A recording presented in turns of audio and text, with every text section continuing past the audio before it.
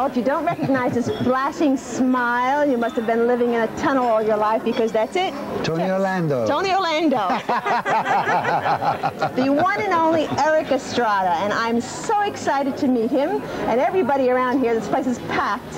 He's written a book about his life, and he's here to talk about it and to tell about what's happening in your life, and you look absolutely great. Oh, thank you. Can't make him ugly even if you wanted to, right? Thank you, thank you. Well, I wrote my autobiography. Okay, what made you want to write it?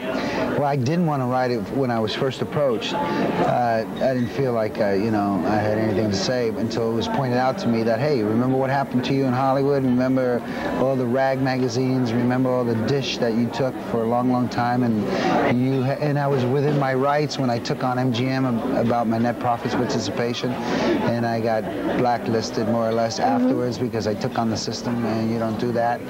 And so this was a platform in which to say, hey, you heard the rumors, you read the rags, now read my side. Right, so hear the truth.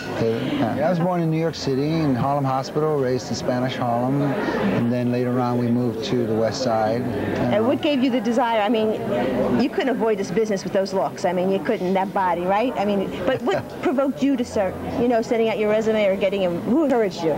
Well, no one encouraged me. What happened was I was in Brandeis High School on 84th Street, and there was this girl named Christine Laporte that I wanted to meet. And she was in drama club. And my attitude was, hey, the New York streets will teach you how to have attitude. You know, That's true. So I was really rough around the edges when I auditioned to get into drama club. How old were you then? High school? Yeah, I was high school. 16, last year high school, and 17 years old.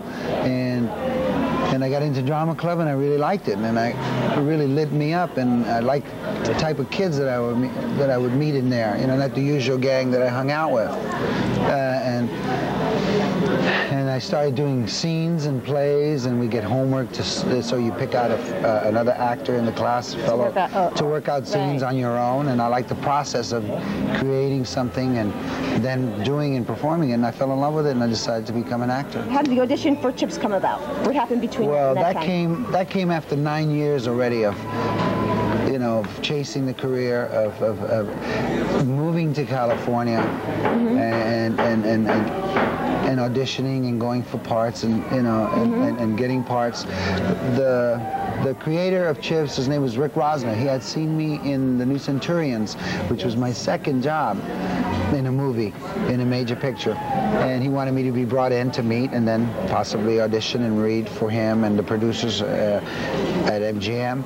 And up to that time, I'd always play the Latino with the gun, the knife, the brick, you know, and Kojak, Beretta. Wasn't Crossing the Switchblade one of your Crossing the Switchblade was my very first movie about Nikki Cruz, who today is an ordained minister in Raleigh, North Carolina. Yeah. The network and MGM were hesitant because they had seen me on Beretta and Kojak and $6 Million Man, guest spotting around, but always as the stereotypical villain, the Hispanic villain. But the producer was very smart. Rick Rosner was very smart. He says, well, let's screen test them. Because what he did was he put me in the uniform, and that made me neutral.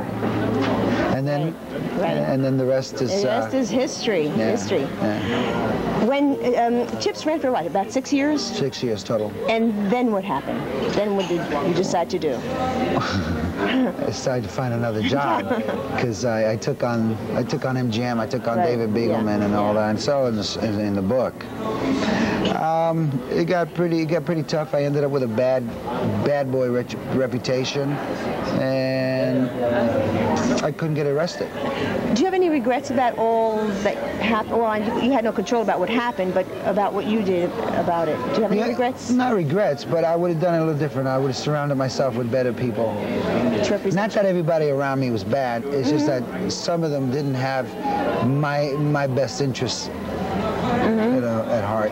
And also I did things wrong too, you know. I'm self-raised. My mother was there, my aunts and grandmother and grandfather were there, but I had to deal in the street So I developed attitudes, I developed defenses. I could deal with what I could deal with. When I couldn't deal with something, I get tough about it.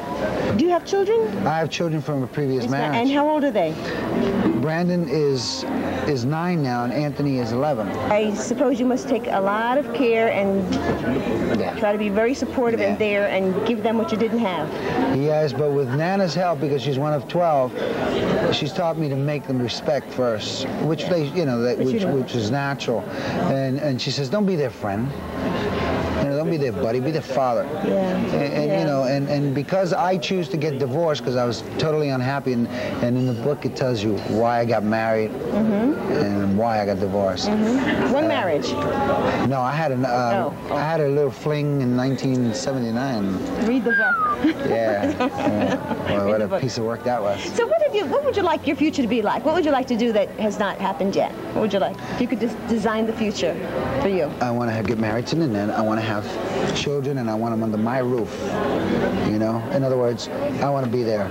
I missed a lot of times, good times with these guys, because I got divorced and choose to separate and raise them from 2 homes.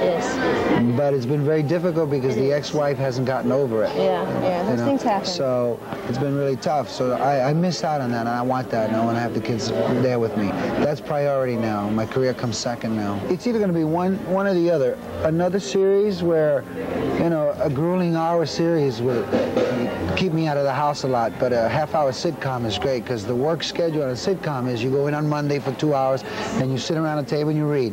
Then you come back the next day, and they make changes, and the next day you have one run-through. Then the next day you have a rehearsal. Then the next day you have a dress rehearsal. The next day you shoot it. So you can structure your life. Yeah, I could take the kids to school, I can hang with them, and I'll be home by 5:30. Well, that's what life is, an education, huh? So we can learn to structure our life. That's what I would like. Ultimately, that's what I would like professionally. Now, here in Fort Lauderdale, I understand you have a lot of friends here. This is like... Yes. I have a lot of relatives down here. And you have a special man that was one of your first barbers, is that right? He used to cut my hair in New York. Oh, that's nice. Yeah. Well, everybody... So go there and get styled. Absolutely. Or buy one of these. And then we can look like you, huh? You've got many. No. Well, you have a lot of friends here. You have a lot of friends wherever you go, because you have a wonderful personality and a wonderful attitude. And everybody really loves you. And you've attracted a lot of attention here, and I think you deserve a big hand. How about that? Come back again. Come back often. Thank you so much, Eric Estrada. Thank you so much.